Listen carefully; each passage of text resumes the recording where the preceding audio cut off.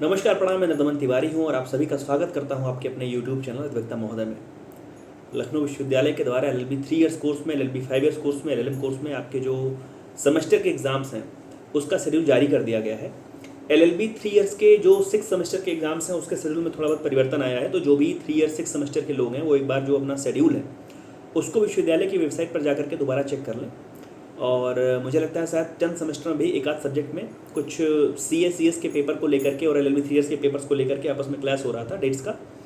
तो उसके बाद जो कंट्रोलर ऑफ एग्जामिनेशन है उनके द्वारा एक सूचना जारी करके कुछ एग्ज़ाम्स को पोस्टपोन किया गया है, उसको आप देख लीजिएगा। तो हर सेमेस्टर की तरह, हर वर्ष की तरह इस बार भी हम लोग जो आपका LLB 3 इयर्स 6 सेमेस्टर कोर्स है उसके और जो LLB ऑनर्स के LLB 3 इयर्स कोर्स के बहुत सारे सेमेस्टर्स हैं और बहुत सारे जो आपके विषय हैं उनके इंपॉर्टेंट सवाल को लेकर के, उनके महत्वपूर्ण विषयों को लेकर के, महत्वपूर्ण टॉपिक्स को लेकर के मैं उपस्थित हो चुका हूँ।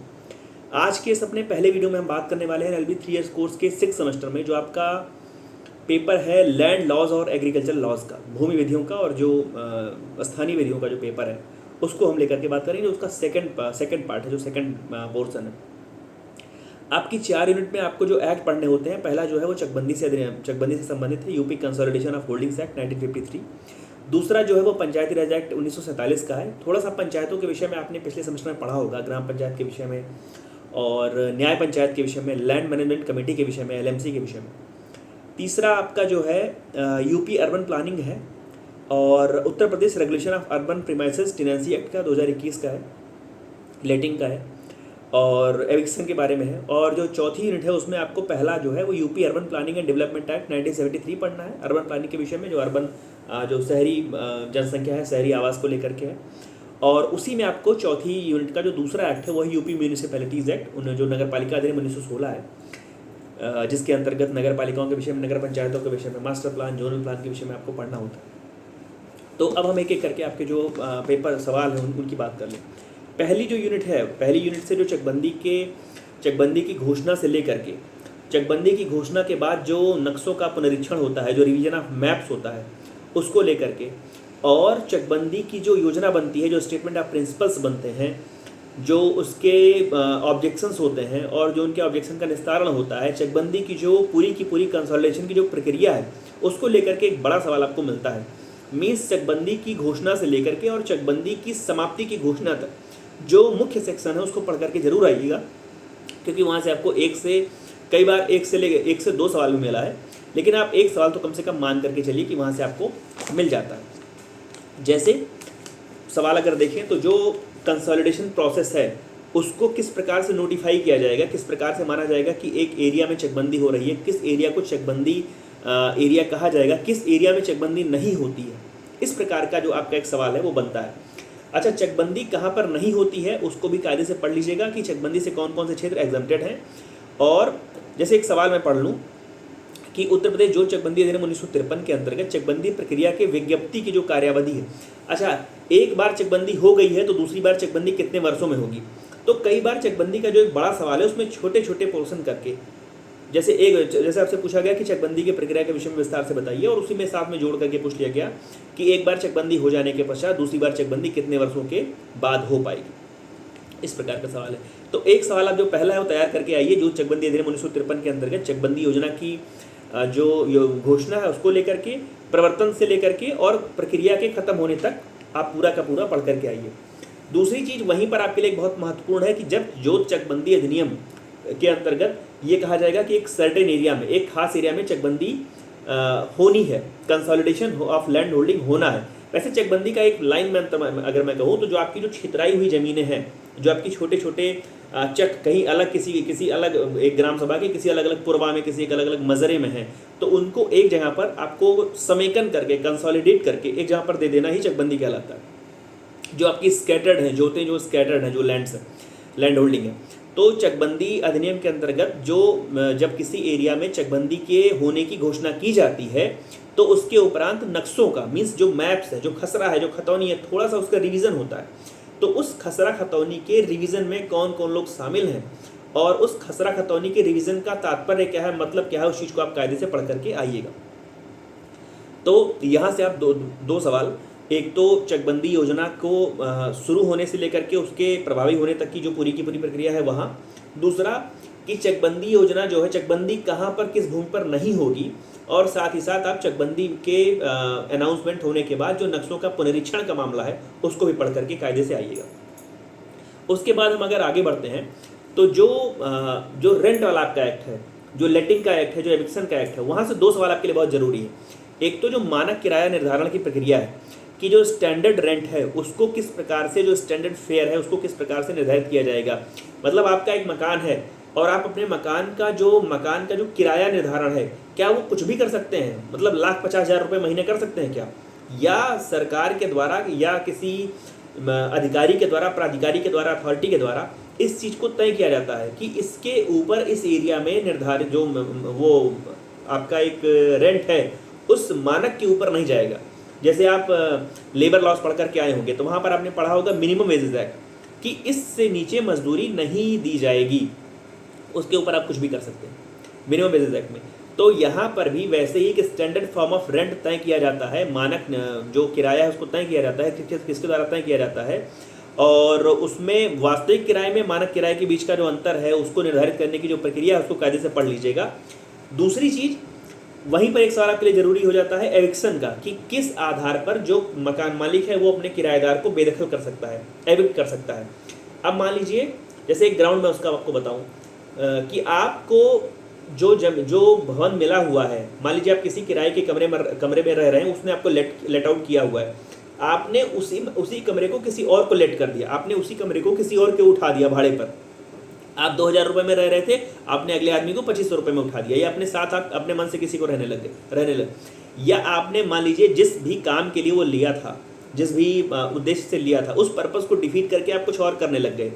तो ऐसे आधार पर आपको आपके मकान मालिक के द्वारा एविक्ट किया जा सकता है, बेदखल किया जा सकता है। तो किराएदार की बेदखली के जो ग्राउंड है, जो एविक्शन के टेनेंट के एविक्शन के जो ग्राउंड है उसको कायदे से पढ़ लीजिएगा, और साथ ही साथ ये भी पढ़ लीजिएगा कि उसकी प्रक्रिया क्या है और उसके उपचार क्या है। उपचार मीन्स कि मान लीजिए आपको प्रायर नोटिस नहीं दी गई, अचानक मकान मालिक ने आपका दरवाजा खटखटाया और आपसे कहा आप तुरंत निकलिए, सामान आपका मैं फेंक दूंगा। तो ऐसी स्थिति में क्या बेदखली हो जाएगी या किराएदार के पास इस बेदखली को रोकने का कोई पर्याप्त उपाय है या नहीं, इसको आप देख लीजिएगा। उसके बाद हम आगे बढ़ें तो पंचायती राज अधिनियम 1947 आपके लिए बहुत जरूरी है। ग्राम सभा, ग्राम पंचायत, न्याय पंचायत, ग्राम सभा, ग्राम पंचायत, न्याय पंचायत, तीनों के विषय में आप जान लीजिए। ग्राम सभा की बैठक को लेकर के सवाल, ग्राम पंचायत के कॉन्स्टिट्यूशन पावर फंक्शन को लेकर के सवाल, और न्याय पंचायत के कॉन्स्टिट्यूशन पावर फंक्शन को लेकर के सवाल। इस प्रकार से आप पढ़िएगा और दोनों का, ग्राम पंचायत का और न्याय पंचायत का एक तुलनात्मक अध्ययन, एक चार्ट जैसा बना करके आइए कि ग्राम पंचायत में कौन लोग शामिल हैं, कितने की आबादी पर कितने ग्राम पंचायत सदस्य होंगे, ग्राम पंचायत का मुखिया कौन होगा, न्याय पंचायत का मुखिया किसे कहा जाता है, न्याय पंचायत का गठन कैसे होता है, न्याय पंचायत की अधिकारिता क्या है, क्या न्याय पंचायत किसी हत्या के मसले का भी निस्तारण कर सकती है, क्या कैटल ट्रेसपास का मामला वो कर सकती है, क्या किसी रेहड़ी पट्टी वाले से, क्या किसी हाट बाजार वाले से टैक्स वसूल सकती है न्याय पंचायत। तो न्याय पंचायत का जो कार्य करने का तरीका है वहाँ से देख लीजिएगा। जैसे सवाल अगर हम पढ़ें कि उत्तर प्रदेश पंचायत राज अधिनियम 1947 के अंतर्गत ग्राम पंचायत का गठन, कॉन्स्टिट्यूशन क्या कैसे होगा, उसके जो फंक्शंस हैं वो क्या होंगे, उसकी पावर्स क्या होंगी, मींस पावर्स, फंक्शंस और कॉन्स्टिट्यूशन ग्राम पंचायत को उस कायदे से पढ़ लीजिएगा। बाकी वहीं पर आप एक चीज़ देख लीजिएगा कि ग्राम सभा की जो बैठक है उसका महत्व क्या होता है, ग्राम सभा की बैठक में ग्राम पंचायत की बैठक में अंतर क्या है, ग्राम सभा का मतलब क्या है, जो ये टर्म्स हैं ग्राम सभा, ग्राम पंचायत, न्याय पंचायत, इनके जो मूल जो इसका अर्थ है उसको कायदे से पढ़ करके जरूर आइएगा।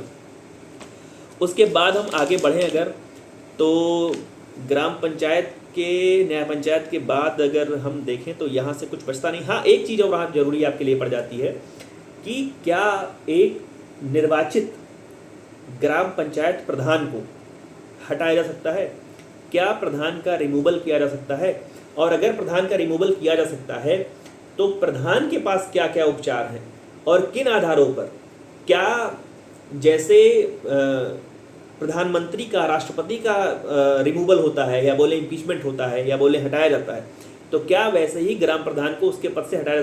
खैर मैंने राष्ट्रपति से प्रधानमंत्री से ग्राम प्रधान की तुलना गलत कर दी, लेकिन बस मैंने आपके दिमाग में एक सीन क्रिएट कर रहा हूँ कि जैसे वो अपने पद पर हैं, जैसे वो अपने संस्थान के प्रधान हैं, वैसे ही ग्राम पंचायत का जो मुखिया है, प्रधान है, क्या उसे अपने पद से हटाया जा सकता है, हटाए जाने के ग्राउंड्स क्या क्या होंगे, और हटाए जाने के बाद उसके पास क्या उपचार होंगे, और उसकी अनुपस्थिति में काम कौन करेगा। जिस समय आप ग्राम पंचायत पढ़ रहे हो, मुझे पूरी उम्मीद है कि आप ग्राम पंचायत पढ़ करके आ रहे होंगे, तो वहाँ ग्राम पंचायत जब आप पढ़ रहे होंगे तो आप एक बार रिमूवल को देख लीजिएगा। अब हम आ जाते हैं शहरी योजना, जो शहरी योजना विकास अधिनियम है उसको लेकर के। वहाँ पर जो विकास प्राधिकरण है वो आपके लिए बहुत ज़रूरी है। विकास प्राधिकरण जो, जैसे लखनऊ में आप रह रहे हैं, आप सुनते होंगे LDA, लखनऊ डेवलपमेंट अथॉरिटी। आप गोरखपुर में रह रहे हो तो आपने गीडा का नाम सुना होगा। तो इस प्रकार से जो नोएडा है, नोएडा का नाम ही नारदर ओखला इंडस्ट्रियल डेवलपमेंट अथॉरिटी है। तो जो विकास प्राधिकरण है, एक खास जगह पर एक खास अथॉरिटी बनाई गई है, प्राधिकरण बनाया गया है, तो उस प्राधिकरण का उसके विकास से क्या लेना देना है, किस प्रकार से योजनाएं बनती हैं, किस प्रकार से उन योजनाओं का संचालन होता है, और किस प्रकार से उन योजनाओं के संचालन के द्वारा उस शहरी आबादी की, केवल शहरी आबादी की जो विकास की परियोजनाएं हैं, जो विकास की संकल्पना है, उसको यथार्थ रूप दिया जाता है। तो विकास प्राधिकरणों के विषय में जरूर पढ़ लीजिएगा। विकास प्राधिकरण के गठन का मतलब क्या है, उद्देश्य क्या क्या है, उसको देख लीजिएगा कायदे से। और वहीं पर एक सलाहकारी परिषद होती है, एक एडवाइजरी काउंसिल होती है। एडवाइजरी काउंसिल का गठन, कॉन्स्टिट्यूशन कैसे होगा, उसका पावर क्या होगा, उसका फंक्शन क्या होगा, और किन विषयों पर वो एडवाइस करेगी। जो ये सलाहकारी परिषद है नगर नियोजन विकास अधिनियम में, वो अर्बन प्लानिंग डेवलपमेंट के किस मसले पर, किस बिंदु पर वो अपनी राय रखेगी, कहाँ रखेगी। उसके बाद जो म्यूनिसिपैलिटीज़ एक्ट है, अच्छा छोटे छोटे कुछ टर्म्स है उसको मैं आपसे बोल दूँ। जैसे मास्टर प्लान, मास्टर प्लान का मतलब क्या है, जोनल प्लान का मतलब क्या है, और उसकी मीटिंग्स को लेकर के। तो जोनल प्लान, मास्टर प्लान, कभी कभी निम्न में टिप्पणी कीजिए और निम्न में टिप्पणी कीजिए पे 3 आपको पॉइंट्स दिए गए। उसमें से एक मास्टर प्लान, एक जोनल प्लान दे दिया गया, एक दे दिया गया चकबंदी समाप्त होने की घोषणा।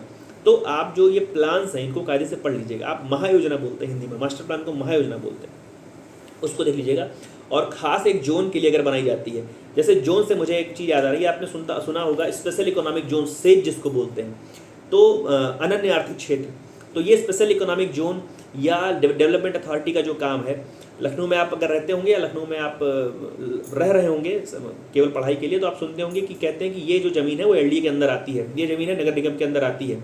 तो आप ये पाते होंगे कि जो ज़मीनें विकास प्राधिकरण के अंदर आती हैं, जो उस पर ये माना जाता है कि इस पर आज विकास हो रहा है और कल को इससे कहीं अधिक विकास होगा, इसलिए उस ज़मीन की कीमत, उसका जो सर्कल रेट है वो थोड़ा ज़्यादा होता है। तो विकास प्राधिकरण का महत्व क्या है उसको कायदे से पढ़ लीजिएगा। उसके बाद जो म्यूनिसिपैलिटीज़ एक्ट है उसमें जो टैक्स इम्पोज करती हैं, वो टैक्स इम्पोज करने का जो तरीका है उसको लेकर के, और उसके जो प्रावधान है उसको लेकर के आप कायदे से पढ़ करके आइएगा, वो आपके लिए ज़रूरी है। उसके बाद जो लैंड है, नजूल भूमि का मतलब क्या होता है समझ लीजिएगा, फ्री होल्ड भूमि का मतलब क्या होता है समझ लीजिएगा, नजूल भूमि को फ्री होल्ड भूमि कैसे घोषित कराया जा सकता है उसको पढ़ लीजिएगा कायदे से। और जो नगर पालिका महानगर पालिका जिसको मेट्रोपॉलिटन सिटीज़ में है, कैसे उनका इलेक्शन होता है, कैसे उनका कॉन्स्टिट्यूशन कैसे होता है, गठन कैसे किया जाता है, उनके जो पावर्स हैं, उनके जो फंक्शंस हैं वो कैसे होते हैं, वो चीज़ें कायदे से देख लीजिएगा। और जिस प्रकार से ग्राम पंचायत का आप गठन पढ़ रहे हैं, जिस प्रकार से आप ग्राम पंचायत के सदस्यों की, ग्राम पंचायत के मुखिया का पावर फंक्शन कॉन्स्टिट्यूशन पढ़ रहे हैं, उसी प्रकार से आप यहाँ नगर पालिका में भी पढ़ लीजिएगा। तो चकबंदी से 2 सवाल मैं कह रहा हूँ, चकबंदी से 2 सवाल, पंचायती राज अधिनियम से 1 सवाल, या वहाँ से भी 2 सवाल कह लें, एक वो प्रधान का रिमूवल तक जरूर पढ़ लीजिएगा। उसके बाद लेट आउट से एक तो मानक किराए के निर्धारण कैसे होगा, स्टैंडर्ड फॉर्म ऑफ जो रेंट होगा वो कैसे होगा, तय कैसे होगा, और किराएदार को बेदखल कैसे किया जाएगा उसको कायदे से पढ़ लीजिएगा। सलाहकारी परिषद का मतलब क्या होता है, और जो प्लान्स हैं उसका मतलब क्या होता है कायदे से देख लीजिएगा। नगर पालिका का जो कर का अधिरोपण है उसके तरीके क्या होंगे, वो कैसे, उसका गठन कैसे होगा, कायदे से पढ़ लीजिएगा। चकबंदी वाले में एक चीज़ ये देख लीजिएगा कि जो चकबंदी की जो घोषणा है, अगर किसी खास एरिया में चकबंदी के होने की घोषणा कर दी गई है, अगर ये कह दिया गया है कि फला जनपद की, फला तहसील के, फला ब्लॉक के, फला ग्राम पंचायत के फला हिस्से पर, फला ग्राम सभा के फला हिस्से पर चकबंदी होनी है, तो उस चकबंदी की घोषणा होने के बाद उस एरिया के ज़मीन पर, उस एरिया के ज़मीन के मालिकान पर, लैंड होल्डर पर क्या असर पड़ेगा, उसका प्रभाव क्या होगा, चकबंदी की जो योजना है उसका प्रभाव क्या होगा। इस प्रकार से एक सवाल, मतलब एक पॉइंट वहाँ पर आप चकबंदी में पढ़ करके आइएगा। 8A जरूर पढ़ लीजिएगा, स्टेटमेंट ऑफ प्रिंसिपल है वहाँ पर। और उसके बाद ग्राम पंचायत का गठन, नया पंचायत के विषय में ये हो गया। प्रधान के विषय में जैसे मैंने कहा कि प्रधान की जो आपको योग्यता पढ़नी है, निर्योग्यता पढ़नी है कि उसको कैसे हटाया जा सकता है। विकास प्राधिकरण के गठन के विषय में बात हो गई। और जैसे छोटे छोटे टर्म्स हैं, क्षेत्र पंचायत का मतलब क्या होता है, कंसोलिडेटेड फंड का मतलब क्या होता है, आकस्मिक निधि का मतलब क्या होता है, गांव फंड का मतलब क्या होता है। और एक दो जो अधिकारी हैं चकबंदी के, जैसे जब आप नीचे से ऊपर की हायरार्की पढ़ेंगे तो आप पाएंगे कि लेखपाल से लेकर के, लेखपाल हुआ, नायब तहसीलदार हुआ, एसडीएम हुआ, डिस्ट्रिक्ट मजिस्ट्रेट हुआ, उसके ऊपर मंडलायुक्त हुआ, या अगर चकबंदी के लिहाज से बात करें तो एसओसी बोलते हैं, कंसोलिडेशन ऑफिसर बोलते हैं, उसके ऊपर जिला चकबंदी अधिकारी होता है, डिस्ट्रिक्ट कंसोलिडेशन अधिकारी होता है, उसको लेकर के। तो एक जो हायरार्की सी है, जैसे आपने पिछली बार एक पढ़ा होगा, जब आपने यूपी रेवेन्यू कोड पढ़ा होगा तो आपने एक हायरार्की नीचे से ऊपर तक पढ़ी होगी। तो वैसे ही चकबंदी के मामले में नीचे से ऊपर की जो हायरार्की, उसको एक बार आप कायदे से देख लीजिएगा। तो मुझे लगता है कि यहाँ से आपको जो आपके सवाल हैं वो मिल जाएंगे। और योजना के बारे में हम लोगों ने बात कर ली है, जलकल के लिए बात कर ली है, इतनी चीज़ें हैं, इतनी चीज़ों को आप कायदे से देख लीजिएगा। और मैं बार बार कह रहा हूँ कि चकबंदी का सवाल पड़ेगा, चकबंदी की योजना के शुरू घोषणा होने के से लेकर के और चकबंदी योजना की समाप्ति की घोषणा तक कायदे से पढ़ करके आइएगा। तो ढेर सारी शुभकामनाएं आपको आपके इस लैंड लॉस के पेपर को लेकर के। और सब लोग आप ज़मीन से जुड़े हैं, सब आप काफ़ी लोग गाँव से होंगे, तो आप काफ़ी जो शब्द हैं आपके लिए बड़े आसान होंगे। जो लोग गांव से नहीं जुड़े होंगे उनके लिए शब्द थोड़े से मुश्किल होने की उम्मीद है, लेकिन आप बढ़िया करेंगे, आप अच्छा पढ़ेंगे इसको। और बहुत ही महत्वपूर्ण पेपर है। मैं इसलिए महत्वपूर्ण कह रहा हूँ क्योंकि जुडिशरी में पूरा एक बड़ा पोर्शन इससे आता है, और कई बार ऐसा होता है कि इस हिस्से को हम लोग इग्नोर करके छोड़ करके चले जाते हैं, बाद में बड़ा नुकसान होता है। तो ढेर सारी शुभकामनाएं। अगले विषय के साथ जल्दी मैं उपस्थित हो जाऊँगा, तब तक जुड़े रहिए मेरे साथ। धन्यवाद।